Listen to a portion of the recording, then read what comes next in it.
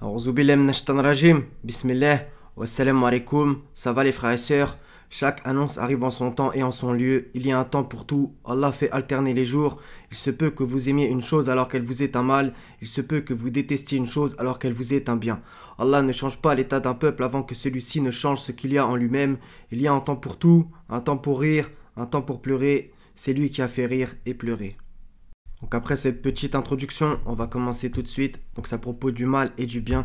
Donc le verset que j'ai choisi dans le titre, ça vient de la Genèse, chapitre 50, verset 20, donc le dernier chapitre, à propos de Joseph et de ses frères. Donc c'est une parole de Joseph.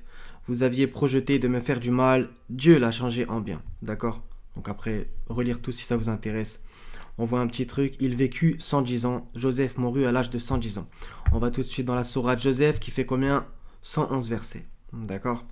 Donc, Auzubillah minash shaitanir rajim, Bismillah, sourate 12, verset 3. Nous te racontons le meilleur récit. D'accord? C'est le meilleur récit, le récit de Joseph, qui, on va dire, il est complet dans le sens que la sourate lui est entièrement dédiée à lui, aussi à Jacob, et donc du coup à l'histoire avec ses frères, etc.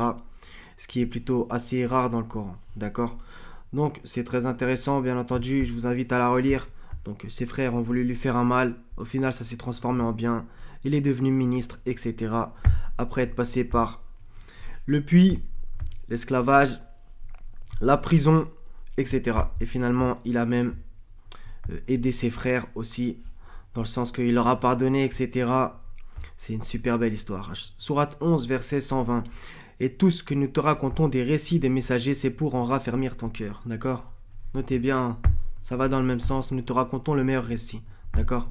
Donc le récit de Joseph raffermit le cœur, par exemple. Sourate 10, verset 107. Et si Allah fait qu'un mal te touche, nul ne peut l'écarter en dehors de lui.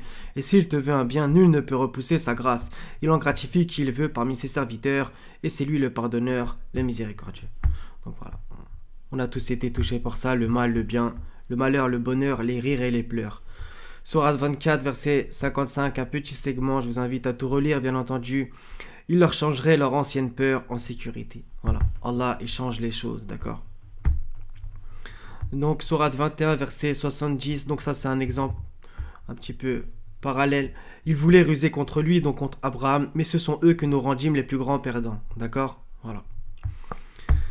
Ça c'est une sunna du Seigneur, il fait ça aussi très souvent avec ceux qu'il veut. Sourate 25, verset 70, donc relire à partir du 68 jusqu'au un peu plus bas encore. Ceux-là, Allah changera leurs mauvaises actions en bonnes. Donc Allah change les mauvaises actions en bonnes aussi, bien entendu. Il y a pas mal d'autres versets, qu'on se comprenne.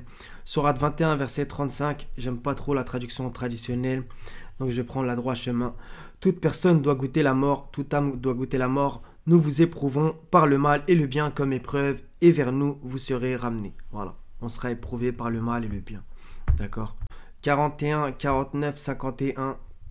L'homme ne se lasse pas d'implorer le bien si le mal le touche, le voilà désespéré, désemparé. Et si nous lui faisons goûter une miséricorde de notre part après qu'une détresse l'ait touché, il dit certainement « Cela m'est dû, et je ne pense pas que l'heure se lèvera. Et si je suis ramené vers mon Seigneur, je trouverai près de lui la plus belle part. Nous informerons ceux qui ont mécru de ce qu'ils ont fait, et nous leur ferons sûrement goûter à un dur châtiment. » Verset important, le 51. Quand nous comblons de bienfaits l'homme, il s'esquive et s'éloigne, et quand un malheur le touche, il se livre alors à une longue prière. On va terminer par les psaumes.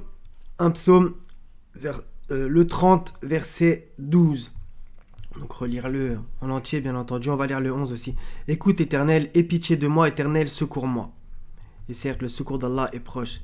Et tu as changé mes lamentations en allégresse. Tu as retiré mes habits de deuil pour me donner un habit de fête. Voilà. Il a changé ses lamentations en allégresse. Qu'Allah raffermisse nos pas, qu'il nous accorde une belle part ici-bas, une belle part dans l'au-delà, et qu'il nous écarte du châtiment du feu. Quel mauvais gîte et lieu de séjour, quel mauvais lit pour se reposer. Fais que nous entrons par une entrée de vérité, que nous sortions par une sortie de vérité, et accorde-nous de ta part un pouvoir bénéficiant de ton secours. La vérité est venue, l'erreur a disparu, car l'erreur est destinée à disparaître. Soyez bénis les frères et sœurs. Wassalamun ala al-mursalin, walhamdulillahi rabbil alamin, la ilaha illa hu al-hazizul hakim. Wassalamu alaikum wa rahmatullahi wa barakatuh les frères et sœurs. À la prochaine, Inch'Allah ta'ala.